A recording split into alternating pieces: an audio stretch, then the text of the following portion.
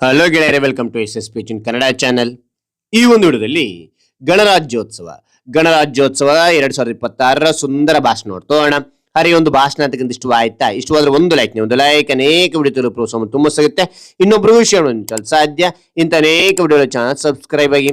ಹಾಗೆ ನಿಮ್ಗೆ ಯಾವ ರೀತಿಯ ಭಾಷಣ, ಯಾವ ರೀತಿಯ ಪ್ರಬಂಧ ಬೇಕಂತೇಳಿ ಕಾನ್ಸ್ಟ್ಲಿ ಕಾನ್ ಮಾಡಿ ಆ ವಿಷಯಕ್ಕೆ ತಕ್ಕಂತೆ ನಾವು ವಿಡಿಯೋ ಮಾಡಲು ಪ್ರಯತ್ನ ಪಡ್ತೇನೆ ಅಂತ ಹೇಳ್ತಾ ಹರಿ ಒಂದು ಭಾಷಣವನ್ನು ನೋಡ್ತಾ ತಿಳಿತಾ ಕಲಿತಾ ಹೋಗೋಣ ಬನ್ನಿ.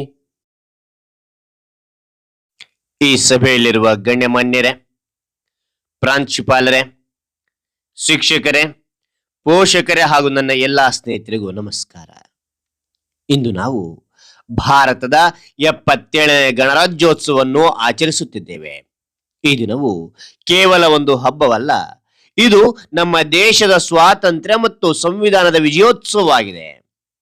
ಸ್ವಾತಂತ್ರ್ಯ ಹೋರಾಟದ ಹಿನ್ನೆಲೆ ನೋಡುವುದಾದರೆ, ನಮ್ಮ ದೇಶವು ಸುಮಾರು 200 ವರ್ಷಗಳ ಕಾಲ ಬ್ರಿಟಿಷರ ಆಳ್ವಿಕೆ ಇತ್ತು. ಮಹಾತ್ಮ ಗಾಂಧಿ, ಸುಭಾಷ್ ಚಂದ್ರ ಬೋಸ್, ಭಗತ್ ಸಿಂಗ್ ಮತ್ತು ಕಿತ್ತೂರು ರಾಣಿ ಚೆನ್ನಮ್ಮ ಅವರಂತಹ ನೂರಾರು ಹೋರಾಟಗಾರರ ತ್ಯಾಗ ಮತ್ತು ಬಲಿದಾನದ ಫಲವಾಗಿ ಆಗಸ್ಟ್ 15, 1947 ನಮಗೆ ಸ್ವಾತಂತ್ರ್ಯ ಸಿಕ್ಕಿತು. ಆದರೆ ಸ್ವಾತಂತ್ರ್ಯ ಸಿಕ್ಕಾಗ ನಮಗೆ ಸ್ವಂತ ಸಂವಿಧಾನವಿರಲಿಲ್ಲ. ಸ್ವಾತಂತ್ರ್ಯ ನಂತರ ದೇಶವನ್ನು ನಡೆಸಲು ಸ್ವಂತ ಕಾನೂನುಗಳ ಅಗತ್ಯವಿತ್ತು. ಡಾಕ್ಟರ್ BR ಅಂಬೇಡ್ಕರ್ ಅವರ ನೇತೃತ್ವದ ಸಮಿತಿಯು ವಿಶ್ವದ ಅತಿದೊಡ್ಡ ಲಿಖಿತ ಸಂವಿಧಾನವನ್ನು ಸಿದ್ಧಪಡಿಸಿತು.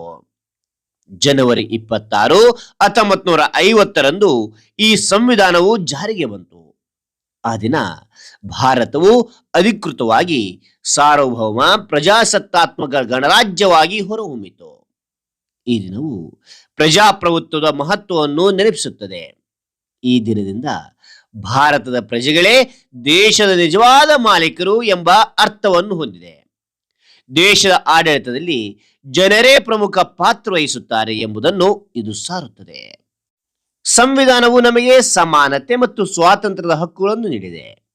ಈ ಹಕ್ಕುಗಳನ್ನು ಸರಿಯಾಗಿ ಉಪಯೋಗಿಸಿ ಅವುಗಳನ್ನು ಕಾಪಾಡುವುದು ಪ್ರತಿಯೊಬ್ಬ ನಾಗರಿಕನ ಕರ್ತವ್ಯವಾಗಿದೆ ಎಂಬುದನ್ನು ಈ ದಿನ ತಿಳಿಸುತ್ತದೆ. ವಿಭಿನ್ನ ಜಾತಿ, ಧರ್ಮ ಮತ್ತು ಭಾಷೆಗಳಿದ್ದರೂ ನಾವು ಎಲ್ಲರೂ ಒಂದೇ ಭಾರತ ಎಂಬ ಭಾವನೆಯನ್ನು ಈ ದಿನ ಮತ್ತೊಮ್ಮೆ ಬಲಪಡಿಸುತ್ತದೆ. ಏಕತೆ ಮತ್ತು ಸಹಬಾಳ್ವೆಯೇ ಭಾರತದ ಶಕ್ತಿ ಎಂಬ ಸಂದೇಶವನ್ನು ಇದು ನೀಡುತ್ತದೆ. ಇಂದಿನ ಯುವ ಜನತೆಯಾದ ನಾವು ಹೋರಾಟಗಾರರ ತ್ಯಾಗವನ್ನು ಸ್ಮರಿಸುತ್ತಾ ದೇಶದ ಅಭಿವೃದ್ಧಿಗೆ ಕೈ ಜೋಡಿಸೋಣ. ಜೈ ಹಿಂದ್, ಜೈ ಭಾರತ್ ಮಾತೆ, ಜೈ ಅಂಬೇಡ್ಕರ್, ಜೈ ಸಂವಿಧಾನ.